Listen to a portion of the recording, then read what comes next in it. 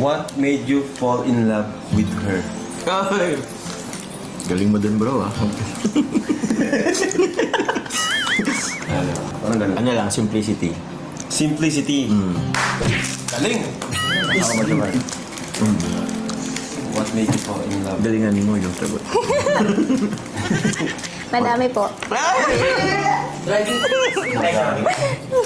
Guys, mine, madami. May madami. Parang ano yun ah? Parang code yun ah. Pero pinaka-ano ko sa kanya po is sobrang bait niya talaga. Ayun. Bait talaga si Sus. Huwag mo lang gugutumin. Laging halimaw ako pag gutumin. Huwag mo lang pupunayin yung kanyang maleta. Ay, wala akong ganun.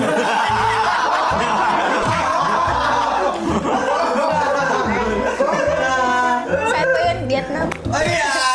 Ah, saan? Reaction na naman ko nila. Kuya Jens. Ito kasi guys, kulang kasi yung pen. When do you feel most loved by Papa Joms? Ay. Kailan mo naramdaman na ano? Kung parang nagsasacrifice na din siya, parang ganun, kuya. Ay, iba na yan. Nagsasacrifice na. Ay, ano na? Ano ang sabi? Ano daw sa sakripisyo mong sa maleta?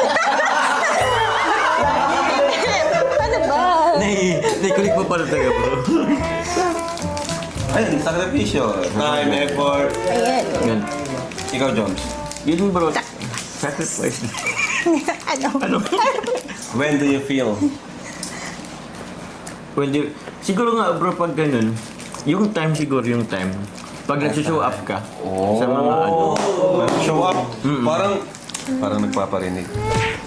Huwag ka kasing last minute. Ay, huwag kayo mag-aaway dito ah. Ito kasi last minute lagi. Joke lang.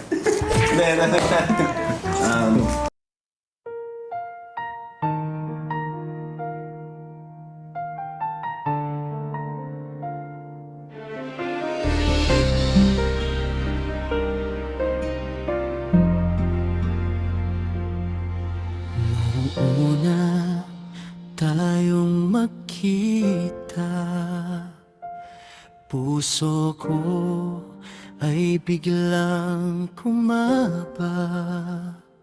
Si Carla ay ganda at mahinhin, si Jomar naman ay laging may ngiti at saya. Unti-unti tayong nagkakilala, nagkaroon ng samang diwa. Kahit maraming pagsubok na dumaan, hindi tayo bumitaw, laging nagtulungan. Dahil sa pagmamahal na wagas at totoo, nalagpasan natin ang lahat ng ito. Ngayon ay hawak kamay, tayo ay matatag. Pangako sa isa't isa, hinding-hindi maghiwalay. Jomcar, tayo hanggang wakas. Pangako natin sa isa't isa, walang wakas. Kahit anong bagyo ang dumaan sa puso ko, ikaw lang ang ibigin.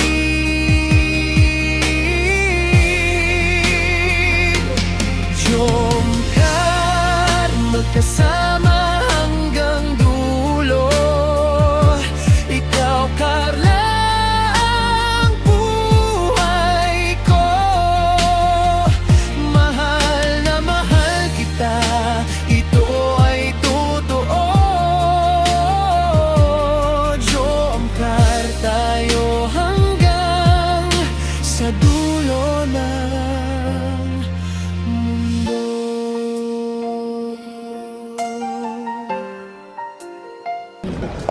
Hi guys, so yan. experience namin sa Vietnam, syempre una, sobrang ganda dito sa Vietnam guys. Kakaiba yung mga tourist spot nila, parang yung mga makaluma na mga ancient na buildings yung sa Vietnam. Tapos yung climate, sobrang lamig, maganda. Tapos hindi siya nakakapagod kahit lagi ka naglalakad kasi nga, yun malamig nga siya. Kaya maganda siya para sa akin.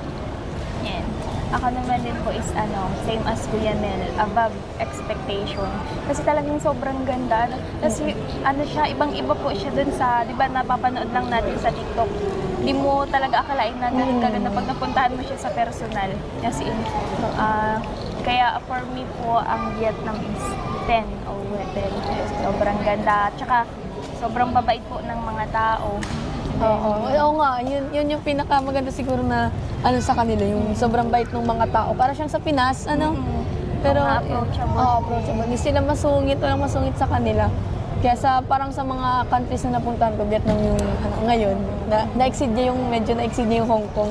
Tapos yung pinaka sa akin, highlight is nang nagsakay tayo ng cable car. Ay, oo. Sobrang ganda talaga. Nakakalula yung Hindi mo cable car. ina-expect na meron ganun sa Vietnam. Oo. Sobrang mataas Parang- na lugar din pala po ang Hindi Vietnam. nabibigyan ng justice ang Vietnam sa social media, pero sobrang ganda guys. Ang masasabi namin, punta kayo guys sa Vietnam, murang-mura and sobrang ganda ng lugar. Then, yun, syempre po, gusto ko din po mag-thank you sa mga nag-sponsor ng travel namin dito sa Vietnam.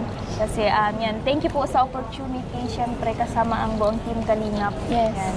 Kila Kuya Rab po, syempre, thank you very much po.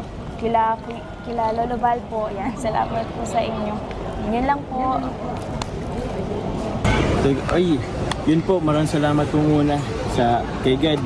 Kasi napunta po ang Team Kalingap dito sa Danang po. And syempre, grabe ang Danang, ang Vietnam kasi sobrang ganda ng bansa. Na-exceed niya yung expectation ko, Kuya Bal, kasi tawag niyan, sobrang maraming magandang activities and magandang i-offer po ang Vietnam na minsan ay parang wala pa dun sa Pilipinas. Kaya yun, maraming salamat po sa kung nag-sponsor po para sa tour na ito. At grabe, masaya po kami, ang Team Kalingap. At yun, na-experience po namin ang ganitong mga memories po dito sa bansang Vietnam. Yun, maraming salamat po kila Kuya Val sa